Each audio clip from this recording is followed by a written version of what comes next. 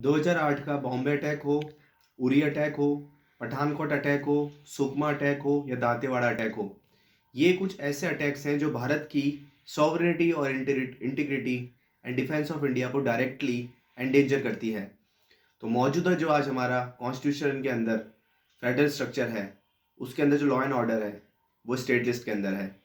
ये state list के अंदर लॉ एंड ऑर्डर का मतलब है कि राज्य सरकार के अंदर पुलिस व्यवस्था आती है। तो ये जो लॉ एंड ऑर्डर सिचुएशन है ये इन इमर्जिंग चैलेंजेस से निपटने के लिए काफ़ी नहीं है। इसलिए हाल ही में हमने देखा 5 से 7 जनवरी 2024 के अंदर जयपुर के अंदर all India director general and inspector general police की मीटिंग बुलाई गई माननीय प्रधानमंत्री के द्वारा। 2014 से भी पहले ये मीटिंग हुआ करती थी, पर 2014 के बाद प्रधानमंत्री जी एक्टिवली पार्टिसिपेट कर रहे हैं in all India DG-IG conference के अंदर।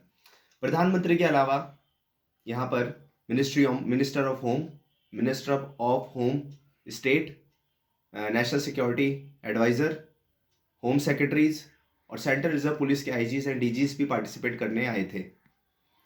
इस जो मीटिंग का मेन मकसद है वो है 2047 के भारत को विकसित बनाना।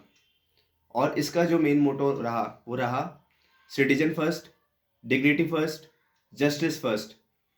और जो 3 क्रिमिनल जो लॉज आए हैं, basically the Indian penal code, Indian evidence act और क्रिमिनल प्रोसीजर कोड जो आए हैं, उन पर भी डिस्कशन हुआ।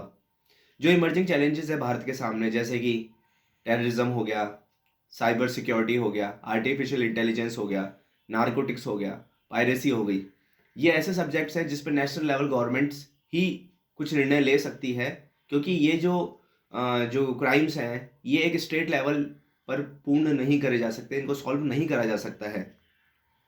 तो वैसे तो आप देखेंगे कि ये जो IGs एंड DGs होते हैं, they are basically Indian police servants. और इंडियन पुलिस सर्वेंट्स 2 तरीके से अकाउंटेबल होते हैं। पहला जो उनका अकाउंटेबिलिटी होती है वो अपने स्टेट गवर्नमेंट के प्रति होती है, जिसको डिपार्टमेंट ऑफ पर्सनल चलाता है। और उनकी जो दूसरी जवाबदेहिता होती है वो होती है उनकी कैडर कंट्रोलिंग अथॉरिटी, जो IPS के केस में मिनिस्ट्री ऑफ होम अफेयर्स है। तो जो उनका सस्पेंशन होता है, जो उनके प्रमोशंस होते हैं, उनकी जो ट्रेनिंग होती है, ये राज्य सरकार और केंद्र सरकार दोनों मिलकर निर्धारित करती है। और भारत के अंदर रूल ऑफ लॉ मेंटेन रहे और ये जो IPS ऑफिसर्स हैं ये रूल ऑफ लॉ के हिसाब से चलें और ये किसी प्रकार के डर भय से काम नहीं करे राज्य सरकार के अधीन। इसलिए सेंट्रल गवर्नमेंट भी अपने पास पावर रखती है मिनिस्ट्री ऑफ होम अफेयर्स के द्वारा। तो ये जो मीटिंग हुई, इसका जो मेन पर्पस है वो है भारत के जो इमर्जिंग चैलेंजेस हैं जो मैंने बताया उन पर फोकस करना। धन्यवाद।